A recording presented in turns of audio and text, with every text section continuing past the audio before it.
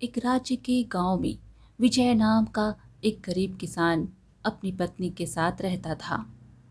विजय बहुत ही मेहनती तो था, लेकिन उसकी किस्मत कभी उसका साथ नहीं देती थी। घर में आर्थिक तंगी के कारण कई बार पति पत्नी में झगड़े भी हो जाते। ऐसे ही एक दिन की बात है। विजय दोपहर में अपने घर लौटा ही था कि तभी उसकी पत्नी रजनी उसे सुनाने लगी। रोज सुबह मेहनत करने जाते हो और पसीना बहाकर लौट आते हो, और धन के नाम पर फूटी कौड़ी भी नहीं लाते हो। विजय ने गुस्से से कहा, अरे चुप रहो। एक तो सारा दिन खेत में हल चलाता हूँ, ऊपर से थका हारा घर आऊं तो तुम्हारी बातें भी सुनो। समझ में नहीं आता कि काम करूं या फिर तुम्हारे ताने सुनूं। विजय को क्रोध भरी नजरों से देखकर रजनी अचानक शांत हुई और निराश होकर बैठ गई। उसके बाद रजनी ने कहा, आप खुद ही बताओ, कितना समय हो गया है हमें आर्थिक तंगी से जूझते हुए। आखिर हम और किसानों की तरह हंसते हुए अच्छा जीवन कब व्यतीत करेंगे। अपनी पत्नी का निराश चेहरा देखकर विजय का क्रोध उतर गया और वह अपनी पत्नी के पास आकर बोला, मैं क्या करूं रजनी, मेरी किस्मत ही खराब है। जब जब मैं खेत में मेहनत करता हूँ और सोचता हूँ कि इस बार फसल अच्छी होगी, तब तब कुछ ना कुछ ऐसा हो जाता है कि सारी फसल बर्बाद हो जाती है। और ऊपर से अब मैं उस जमींदार का कर्जदार भी बन गया हूँ। पिछली बार जब फसल खराब हुई थी, तब मैंने उस जमींदार से बीज खरीदने के लिए धन लिया था, और अब इस बार भी मुझे अपनी फसल अच्छी होती नहीं दिखाई दे रही है। रजनी बोली, सारा का सारा दोष आपकी उस जमीन का है, वरना और किसानों की फसलें क्यों अच्छी होती हैं। आपकी ही फसल पर ही हमेशा कोई ना कोई आफत क्यों आ जाती है। विजय ने कहा, हाँ कुछ भी हो, लेकिन मुझे विश्वास है कि एक ना एक दिन समय ज़रूर बदलेगा। इतना बोलकर विजय अपने खेत में चला जाता है। खेत में विजय कड़ी धूप में मेहनत से हल चलाने लगा। तभी वहाँ जमींदार अपने साथी रमेश के साथ आ पहुँचा और विजय से कहने लगा, अरे ओ विजय, अब अपने खेत में हल चलाना बंद कर दे। तू सबसे पहले मेरा वो धन चुकता कर जो तूने कुछ महीने पहले मुझसे कर्ज लिया था। विजय बोला, अरे जमींदार साहब, आप विश्वास रखिए, मैं आपका कर्ज बहुत जल्दी चुका दूंगा। जमींदार बोला, देख, अब मैं तुम्हें और समय नहीं दे सकता। मुझे पूरा पैसा तुरंत चाहिए, वह भी ब्याज सहित। जमींदार साहब, आप भी तो देख रहे हैं कि मैं इस समय खेत में मेहनत कर रहा हूँ। कुछ दिनों की बात है, फसल आ जाएगी, मैं अपना कर्ज फसल बेचकर चुका दूंगा ना। तभी रमेश ने कहा, ए विजय, यह तेरा फसल उगाने का सपना सपना ही रहेगा, क्योंकि मैं काफ़ी समय से देख रहा हूँ, जब भी तुम अपने खेत में फसल लगाते हो, कभी कीड़े लग जाते हैं, कभी आग लग जाती है, कभी बारिश की मार पड़ती है, या कुछ और। सच्चाई यह है कि तुम्हारी किस्मत में किसान बनना ही नहीं है। इसलिए मेरा और जमींदार का समय बर्बाद मत करो। रमेश की बात सुनकर विजय गुस्से से बोला, रमेश, बकवास बंद करो। अगर तुम जमींदार के नौकर हो तो नौकर बन के रहो, मुझसे ज्यादा बातें लड़ाने की जरूरत नहीं है।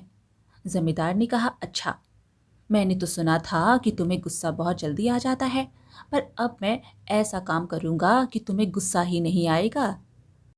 विजय बोला, आप कहना क्या चाहते हैं। जमींदार बोला, याद है जब मैंने तुम्हें बीज खरीदने के लिए कर्ज दिया था, तब तुमसे अंगूठा भी लगवाया था। विजय बोला, हाँ याद है। जमींदार बोला, बस समझ लो, इस कागज पर मैंने तेरी जमीन अपने नाम करवा ली है। अब से इस खेत का मालिक मैं हूँ, समझा। यह सुनकर विजय गुस्से से आग बबूला हो गया और बोलने लगा, अरे यह तो सरासर अन्याय है। छोटे से कर्ज के रूप में तुम मेरा खेत नहीं छीन सकते। जमींदार ने अपने साथी से कहा, अरे रमेश, देख क्या रहा है, बस बहुत हो गया, इसे अपने ही खेत से जोर जोर से धक्का मारकर बाहर निकालो। रमेश ने विजय को उसके ही खेत से धक्का देकर बाहर निकाल दिया। विजय उदास होकर अपने घर चला गया।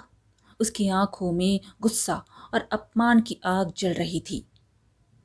उसकी पत्नी रजनी ने पूछा, क्या हुआ, आप इतने उदास क्यों हैं। और आप समय से पहले ही खेत से वापस कैसे आ गए?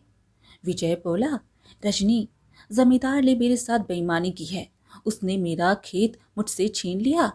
कुछ महीने पहले मैंने बीज खरीदने के लिए उससे थोड़े से पैसे उधार लिए थे और उसी समय उसने चालाकी से मुझसे अंगूठा लगवा लिया। अब वह कहता है कि खेत उसका है। रजनी बोली, तो क्या आप यूं ही चुप बैठेंगे? आपको सबसे पहले गांव के मुखिया से शिकायत करनी चाहिए। फिर अगले दिन विजय मुखिया जी के घर पहुंच गया और वहां अपनी बात कही। मुखिया जी, जमींदार ने मेरी जमीन बेईमानी से हड़प ली है। कुछ समय पहले मैंने बीज खरीदने के लिए उससे कर्ज लिया था, जो मैं समय पर चुका नहीं पाया। इसी दौरान उसने मुझसे अंगूठा लगवा लिया और अब कह रहा है कि वह खेत उसका है। मुखिया ने कहा, देखो विजय, इस मामले में मैं तुम्हारी कोई मदद नहीं कर सकता, बल्कि मैं ही क्यों, गांव का कोई भी व्यक्ति तुम्हारी मदद नहीं करेगा। जमींदार बहुत दबंग है, सब लोग उससे बहुत डरते हैं। विजय बोला, मैं चुप नहीं बैठूंगा। उसने मेरा खेत छीना है। एक किसान के लिए उसकी जमीन माँ के समान होती है। इतना कहकर विजय सीधे उस राज्य के राजा इंद्रसेन के दरबार में जा पहुंचा। महाराज, जमींदार ने थोड़े से धन के बदले में मेरा खेत हड़प लिया है। महाराज, मैं एक गरीब किसान हूँ, सालों से अपनी ज़मीन पर मेहनत कर रहा हूँ। पिछले साल मेरी फसल बर्बाद हो गई थी, इसलिए मजबूरी में मैंने जमींदार से थोड़ा सा कर्ज लिया। बीज लेते समय उसने मुझसे एक कागज़ पर अंगूठा भी लगवा लिया। अब वह कहता है कि खेत उसका है। महाराज, मेरे लिए वह ज़मीन सिर्फ खेत नहीं, मेरी रोज़ी रोटी, मेरी इज्जत और मेरी माँ जैसी है। मुझे न्याय चाहिए महाराज। राजा इंद्रसेन ने कहा, अगर गांव के जमींदार ने तुम्हारे साथ वास्तव में ऐसा किया है तो तुम्हें ज़रूर न्याय मिलेगा। इतना कहकर राजा इंद्रसेन ने एक सैनिक की ओर इशारा करते हुए कहा, इस किसान के साथ तुरंत इसके गांव जाओ और जमींदार को मेरे दरबार में उपस्थित होने का आदेश दो। अगर वह मना करे तो उसे जबरदस्ती गिरफ्तार करके लाया जाए। कुछ ही देर में जमींदार अपने साथी रमेश के साथ महल में उपस्थित हुआ। राजा ने पूछा, क्यों, तुमने कुछ धन के लिए विजय का पूरा खेत अपने नाम कर लिया? जमींदार बोला, महाराज, यह तो सरासर झूठ बोल रहा है। सच तो यह है कि कुछ साल पहले विजय ने खुद अपना खेत मुझे बेचा था। मैंने उसे बहुत सारा धन दिया था। महाराज, उसने मुझसे वादा किया था कि कुछ महीनों बाद वह खेत खाली कर देगा। जब मैं उसे उसका वादा याद दिलाने गया तो विजय खेत देने से मुकर गया। रमेश भी बोल पड़ा, हाँ महाराज, जमींदार साहब सही कह रहे हैं, मैं भी उनके साथ ही था। यह सुनकर विजय क्रोधित हो गया। महाराज, यह दोनों झूठ बोल रहे हैं, सरासर झूठ बोल रहे हैं। मैंने खेत नहीं बेचा था, मैंने तो बस थोड़ी सी रकम उधार ली थी, वो भी बीज खरीदने के लिए। मैं अपना खेत क्यों बेचूंगा महाराज? राजा ने कहा, कौन सच्चा है और कौन झूठा, इसका न्याय सिर्फ एक ही शर्त पर हो सकता है। विजय बोला, कैसी शर्त महाराज? राजा ने कहा, तुम गांव के दो गवाह लेकर आओ, जो जमींदार और रमेश के खिलाफ तुम्हारे पक्ष में गवाही दे सके। अगर वे गवाही देंगे तो तुम सच्चे साबित हो जाओगे और तुम्हारी जमीन तुम्हें वापस कर दी जाएगी। और जमींदार, तुम भी ऐसे ही दो गवाह लेकर आओ जिन्होंने विजय को खेत बेचते हुए देखा हो। जमींदार और रमेश वहां से चले गए। विजय भी गांव लौट आया और गांव के लोगों से मदद मांगने लगा, लेकिन जमींदार के डर से कोई भी विजय की मदद करने को तैयार नहीं हुआ। अगले दिन विजय निराश होकर राजा इंद्रसेन के दरबार में उपस्थित हुआ और राजा से कहने लगा, महाराज, जमींदार का गांव में बहुत दबदबा है, इसलिए कोई भी मेरी सहायता नहीं कर रहा, ना ही कोई मेरे पक्ष में गवाही देने को तैयार है। तभी जमींदार रमेश के साथ वहां पहुंचा। उसके साथ मुखिया और राजकिशोर भी थे। जमींदार ने कहा, महाराज, यह मेरे गांव का मुखिया है और यह मेरे गांव का राजकिशोर नाम का सम्मानित नागरिक है। गांव में इन दोनों का बहुत सम्मान है। मैंने इन दोनों के सामने ही विजय से उसकी जमीन खरीदी थी महाराज, और उसे बहुत सारा धन भी दिया था। आप खुद पूछ लीजिए इनसे। मुखिया और राजकिशोर ने कहा, हाँ महाराज, जमींदार सच कह रहे हैं। हमने सब कुछ अपनी आंखों से देखा था। हाँ महाराज, जमींदार ने विजय को धन दिया था और उसने अपना खेत उसे बेच दिया था। राजा ने फिर अपना फैसला सुनाया। देखो विजय, जमींदार तो अपने गवाह ले आया, लेकिन तुम कोई गवाह नहीं ला पाए, तो न्याय तो हो गया। खेत जमींदार के पास ही रहेगा। विजय गुस्से में महल से बाहर निकल गया और सीधे अपने घर पहुंच गया। शाम को वह चुपचाप अपने घर के आंगन में बैठा था। तभी मुखिया और राजकिशोर उसके घर आ पहुंचे। उन्हें देखते ही विजय गुस्से से बोला, अब क्यों आए हो? आप दोनों ने तो मेरे खिलाफ महाराज के सामने झूठी गवाही दे दी है। अब क्या चाहिए? मुखिया ने कहा, मुझे क्षमा कर दो विजय, जमींदार ने हमें डरा धमका दिया था, हम मजबूर थे। राजकिशोर ने भी कहा, मुझे भी माफ कर दो विजय, मेरी बेटी की शादी कुछ ही दिनों में है। जमींदार ने धमकी दी थी कि अगर मैंने उसके पक्ष में गवाही नहीं दी तो वह शादी तुड़वा देगा। मैं मजबूर था। विजय ने दुखी होते हुए कहा, हाँ, यही तो है ताकतवर की दबंगई और गरीब की लाचारी। दोष ना मेरा है ना आपका, दोष तो उस समाज का है जहां गरीब की कोई सुनवाई ही नहीं होती। मुखिया और राजकिशोर शर्मिंदा होकर चुपचाप वहां से चले गए। समय ऐसे ही गुजरता चला गया और विजय की स्थिति और भी खराब होती चली गई। एक दिन विजय की पत्नी रजनी ने कहा, सुनिए जी, कब तक ऐसे घर में बैठे रहेंगे आप? कुछ काम क्यों नहीं करती? विजय बोला, मैं एक किसान हूँ, तुम ही बताओ, खेती के अलावा और मैं क्या जानता हूँ? रजनी बोली, खेती की बात कर रहे हो? खेती अब बची ही कहाँ है। जाओ कोई और काम ढूंढो, वरना हमारी हालत और भी बिगड़ जाएगी। विजय बोला, इस छोटे से गांव में मुझे कौन काम देगा? रजनी, क्या बात करती हो? रजनी बोली, अरे, अगर यहाँ नहीं मिलेगा तो दूसरे गांव या राज्य में जाओ, कहीं ना कहीं रोजी रोटी तो मिलेगी। विजय कुछ देर सोच में डूब गया और फिर बोला, हाँ ठीक है, मैं जयनगर राज्य जाऊंगा, वहाँ मजदूरी ठीक मिलती है, तुम मेरे लिए कुछ रोटियां बना दो। रश्मि बोली, घर में बस थोड़ा सा ही तो आटा बचा है, इससे सिर्फ एक ही रोटी बन सकती है और सब्जी के नाम पर कुछ भी नहीं है। विजय उदास होकर बोला, अगर वो भी मैं ले जाऊंगा तो तुम क्या खाओगी? रजनी बोली, अजी आप मेरी चिंता मत करो, मैं पेड़ के पत्तों से किसी तरह गुजारा कर लूंगी। फिर रजनी ने एक रोटी बनाकर विजय को दी। विजय रोटी लेकर जयनगर की ओर पैदल चल पड़ता है। रास्ता एक घने जंगल से होकर गुजरता था। कुछ देर बाद रात होने लगी और विजय को बहुत तेज भूख लगी। तभी उसकी नज़र एक तालाब पर पड़ी। विजय तालाब की ओर गया और सोचने लगा, चलो तालाब तो मिल गया, अब रोटी खाकर प्यास बुझाऊंगा, कुछ तो भला होगा। वह तालाब के पास बैठ गया, रोटी निकाली और उसे देखते हुए बोला, यह तो बस एक ही है, अगर मैं खा लूंगा तो भी मेरी भूख नहीं मिटेगी। तभी तालाब के पानी में कुछ हलचल होने लगी। दरअसल इस तालाब में एक राक्षस का वास था। उस राक्षस ने कहा, अरे यह कौन खतरनाक जादूगर है जो मेरे ही तालाब के पास इतनी नरमी से कह रहा है कि एक खाने से क्या हो भला होगा। लगता है यह मुझे खाने की बात कर रहा है, मुझे कुछ तो करना पड़ेगा। तभी राक्षस तालाब से बाहर निकल आया और डर के मारे विजय से बोला, मुझे मत मारो, मैं इस तालाब में अकेला रहता हूँ, मैं दूसरों को खाता हूँ, तुम मुझे मत खाना, मुझे माफ कर दो। विजय होशियार भी था, उसे पूरा मंजर समझने में देर ना लगी। उसने मन में सोचा, मैं तो रोटी की बात कर रहा था, यह सोच रहा है कि मैं उसे खाने वाला हूँ, चलो यही भ्रम मेरे लिए कुछ तो काम आएगा। विजय बोला, ठीक है, मैं तुम्हें एक ही शर्त पर नहीं खाऊंगा, अगर तुम मुझे कोई ऐसी वस्तु दो जिससे मैं धनवान हो जाऊं।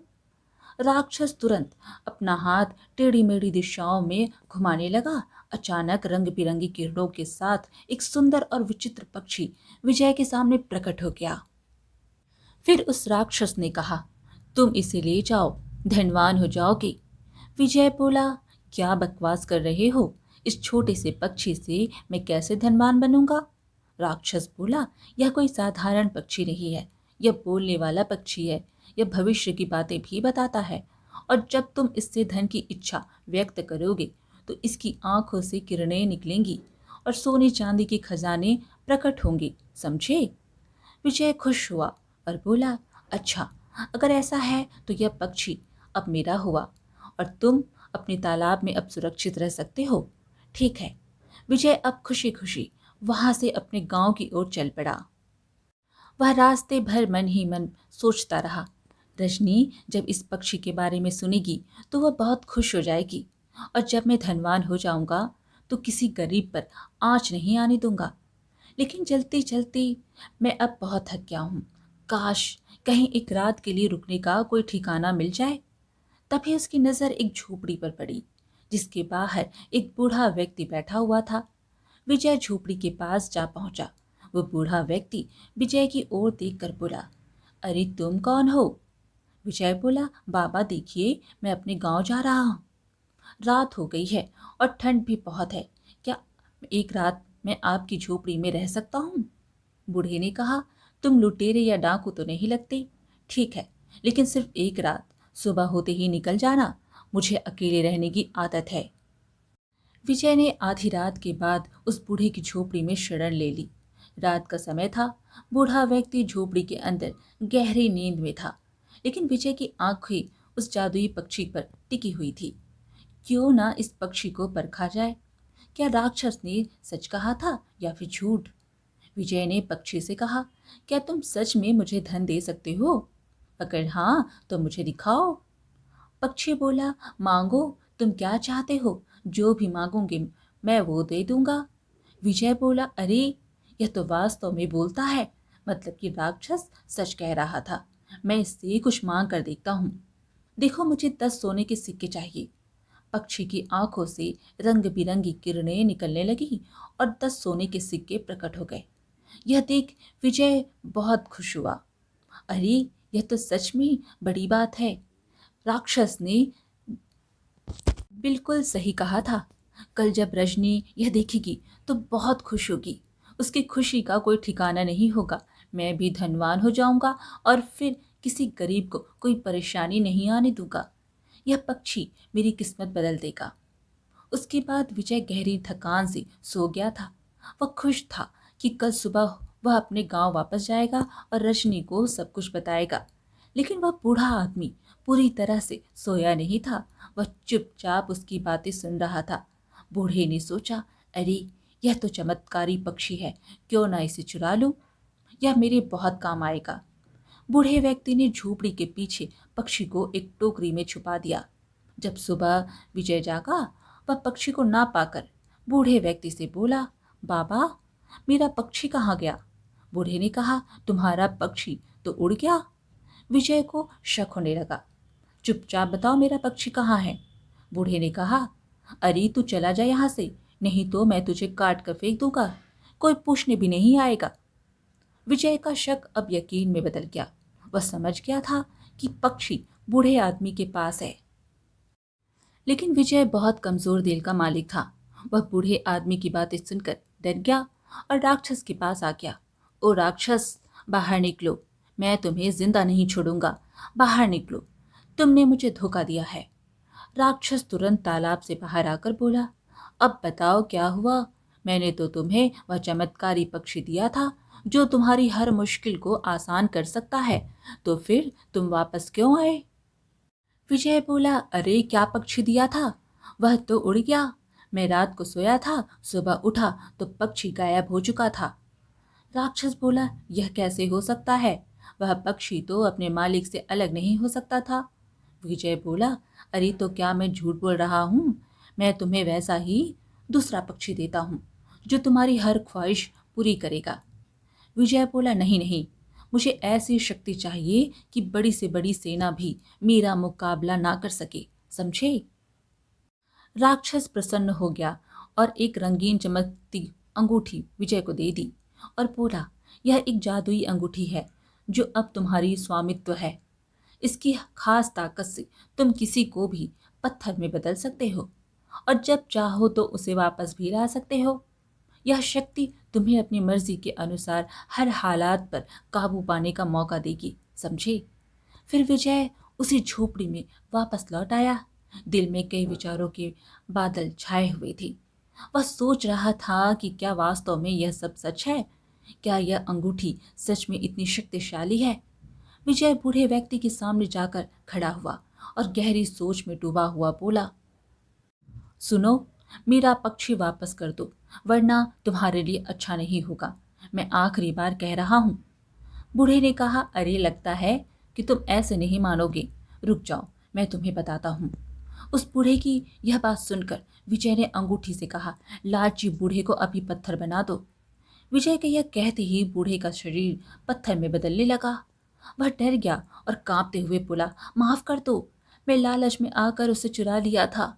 वह झोपड़ी के पीछे एक टोकरी में छुपा हुआ है। मुझे माफ कर दो, मैं दोबारा कभी ऐसा नहीं करूँगा। विजय ने तुरंत झोपड़ी के पीछे जाकर उस टोकरी को खोल लिया। वह पक्षी वहीं था। पक्षी ने कहा, मैं बताने ही वाला था कि वह बूढ़ा क्या करने वाला है, लेकिन तुम सो गए थे।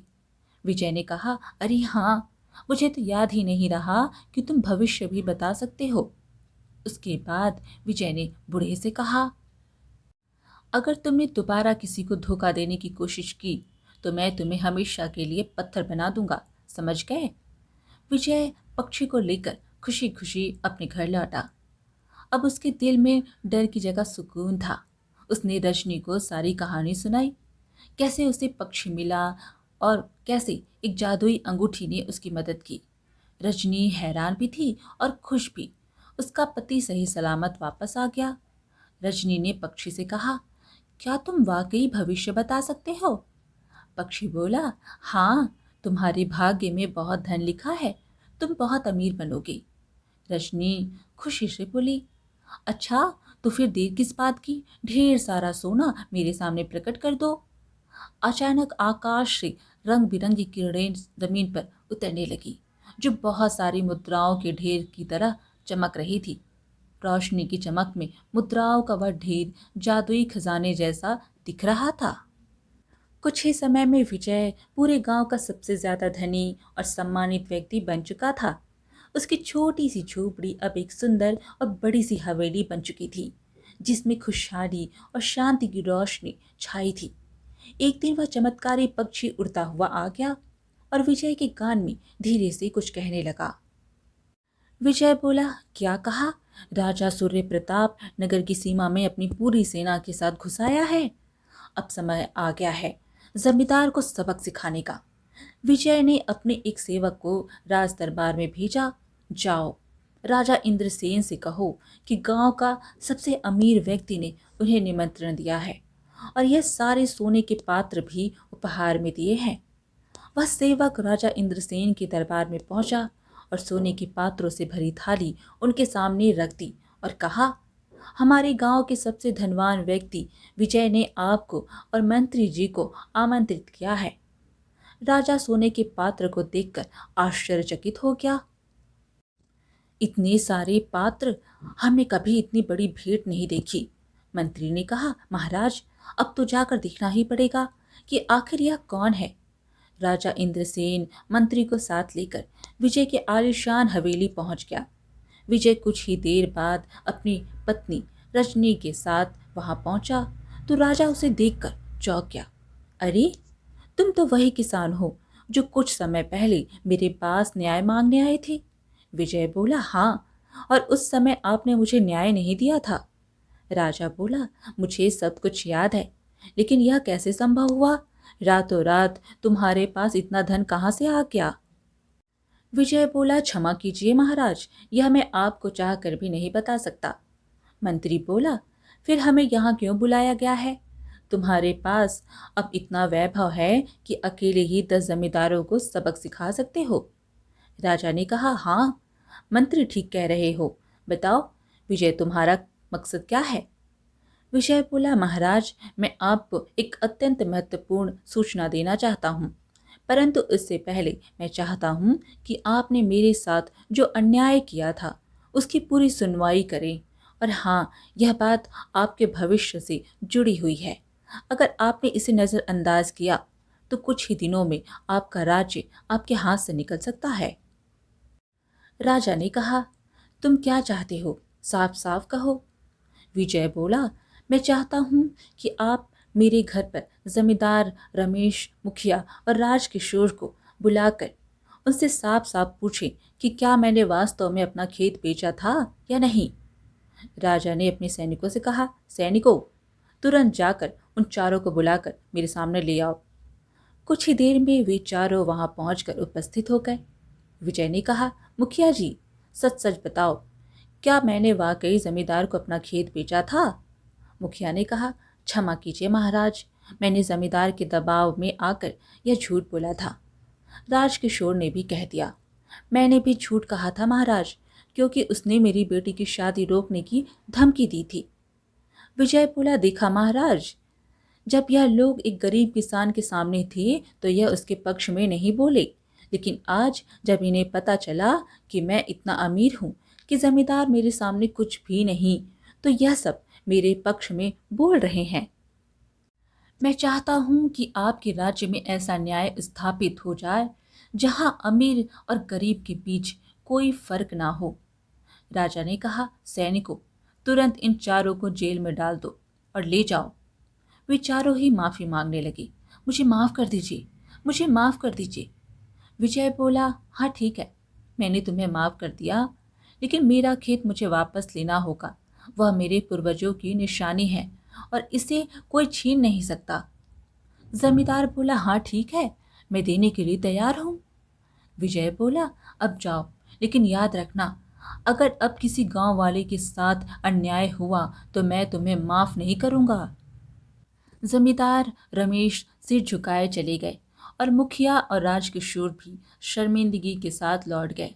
फिर विजय ने राजा से कहा, महाराज, पड़ोसी राज्य की सेना आपकी सीमा में प्रवेश कर चुकी है और सभी जानते हैं कि उनकी सेना आपकी सेना से 10 गुना बड़ी है। आप उनसे युद्ध नहीं कर सकते। राजा बोला, तो फिर हमें यहाँ से भाग जाना होगा। यह वाकई एक बहुत बड़ी समस्या है। विजय बोला, महाराज, फिक्र ना कीजिए, आप बस एक बार मेरी मुलाकात राजा सूर्य प्रताप से करवा दीजिए, मैं उसे पीछे हटने पर मजबूर कर दूंगा। राजा ने कहा, अच्छा, अगर तुमने ऐसा किया तो मैं जीवन भर तुम्हारा आभारी रहूंगा। राजा इंद्रसेन ने एक विशेष स्थल पर राजा सूर्य प्रताप को बुला लिया। राजा सूर्य प्रताप ने राजा इंद्रसेन से कहा, अब जब मेरी सेना तुम्हारी सीमा में प्रवेश कर चुकी है तो बातों का कोई मतलब नहीं है। मैं तुम्हारा राज्य आसानी से अपने कब्जे में ले लूंगा, समझे? राजा इंद्रसेन ने कहा, देखो, मेरा एक मित्र है जो तुमसे अकेले में मिलना चाहता है। तभी वहां से राजा इंद्रसेन चला जाता है और वहां विजय आ जाता है। विजय ने पहले राजा सूर्य प्रताप को प्यार से समझाने की कोशिश की, लेकिन राजा सूर्य प्रताप मानने को तैयार नहीं था। तब विजय को गुस्सा आ गया और उसने अपनी जादुई अंगूठी से कहा, राजा सूर्य प्रताप को पत्थर बना दो। तुरंत राजा सूर्य प्रताप धीरे धीरे पत्थर में बदलने लगा। विजय बोला, तुम्हारे पास समय है, अगर तुमने अपने कदम पीछे नहीं हटाए तो तुम हमेशा के लिए पत्थर बन जाओगे। फिर क्या था, राजा सूर्य प्रताप डर के मारे बोल पड़ा, मैं वचन देता हूँ कि मैं अपनी सेना को वापस बुला लूंगा। राजा सूर्य प्रताप का पत्थर बनना रुक गया और वह डर के मारे वहां से भाग गया। अगले दिन राजा इंद्रसेन ने विजय को अपने महल में बुलाया और कहा, आखिरकार यह सब कुछ तुमने किया कैसे? विजय बोला, महाराज, बस यही तो मैं आपको बता नहीं सकता, कुछ बातें राज भी रहनी चाहिए, यही बेहतर है। राजा बोला, हाँ ठीक है, हम तुमसे नहीं पूछेंगे, लेकिन तुम्हें मुझसे मित्रता करनी होगी। विजय बोला, जरूर महाराज, जरूर। तो इस प्रकार से विजय का जीवन बिल्कुल ही बदल गया। विजय अब गांव के हर गरीब और बेसहारा लोगों की मदद करता। आज की कहानी यहीं पर समाप्त हुई। फिर मिलेंगे एक और कहानी के साथ। कहानी पसंद आए तो लाइक शेयर ज़रूर करें और चैनल को सब्सक्राइब करना बिल्कुल ना भूलें। धन्यवाद।